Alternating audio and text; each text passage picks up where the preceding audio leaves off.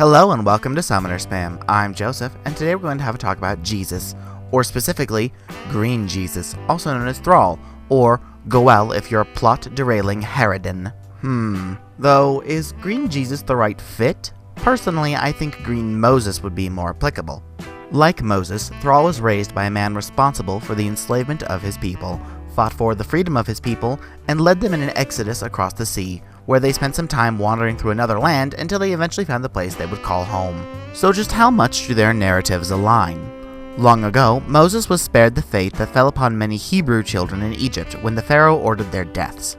His mother placed him in a basket and sent him down the river, only for him to be found and taken in by the Pharaoh's daughter and raised amongst the royal family by the very man who ordered his death.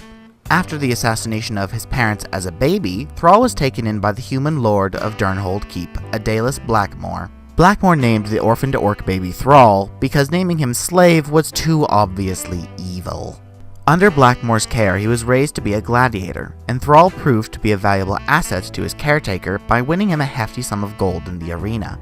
However, Blackmore treated Thrall rather poorly. Thrall was not his adoptive son, he was his slave, at a time when nearly all orcs on Azeroth were confined to concentration camps after the First War. He abused Thrall's strength, and even deliberately put him in danger before leaving him locked in a cell to nearly bleed to death. Both Moses and Thrall ended up fleeing their respective situations, though under different circumstances.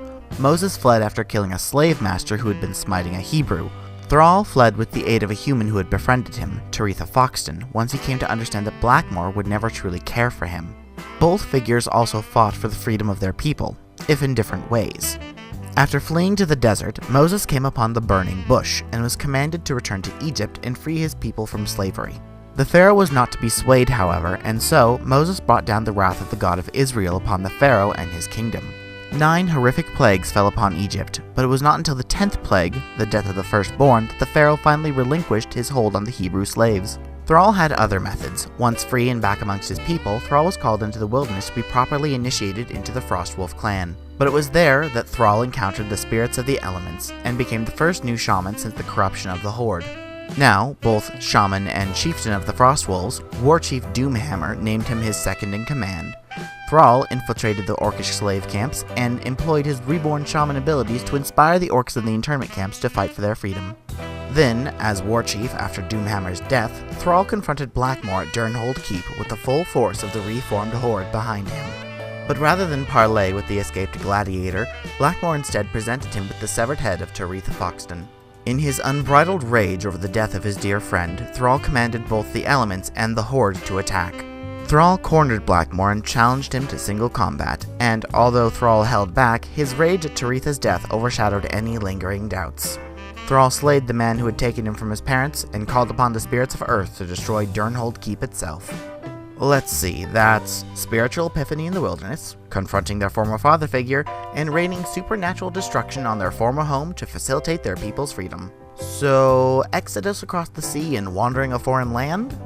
Moses did this after he and his people fled across the Red Sea, or through it. They spent 40 years wandering through the desert before they found the Promised Land, which Moses died what's inside of, but never reached. Following a vision of war and fire, Warchief Thrall led his horde across the Great Sea of Azeroth to the land of Kalimdor. Upon reaching land, many of the clans had been separated during their exodus. He wandered the coast trying to find and reunite with every member of the horde he could find. He then fought some centaurs, forged an alliance with the native Tauren and became BFFs with their chieftain, fought some humans, met Jaina Proudmoore and became every Warcraft fan's Ross to her Rachel, witnessed the heroic sacrifice of his blood brother Grom Hellscream to break the fell blood curse that afflicted the Orc people, and then finally laid claim to the land he named Durotar and founded the city of Orgrimmar. Whew. Okay, so I know that didn't take 40 years for him to do, but it sure sounds like a lot of trials and tribulations.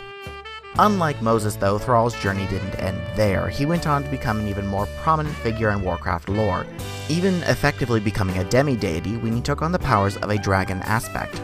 That was short-lived, though. So there are certainly some similarities, enough that it could be reasonably assumed that Thrall's story was inspired by Moses. But that's speculation on my part. I mean, it's not like there's any depiction of Thrall being placed in a basket by his mother and sent down the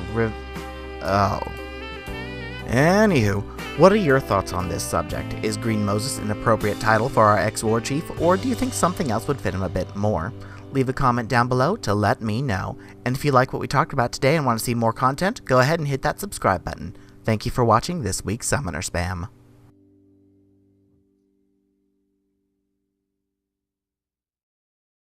If you liked the caricatures depicted in this video, head on over to DeviantArt to check out Adara Colander, better known as Canius. Take a look down in the video description for a link to her gallery.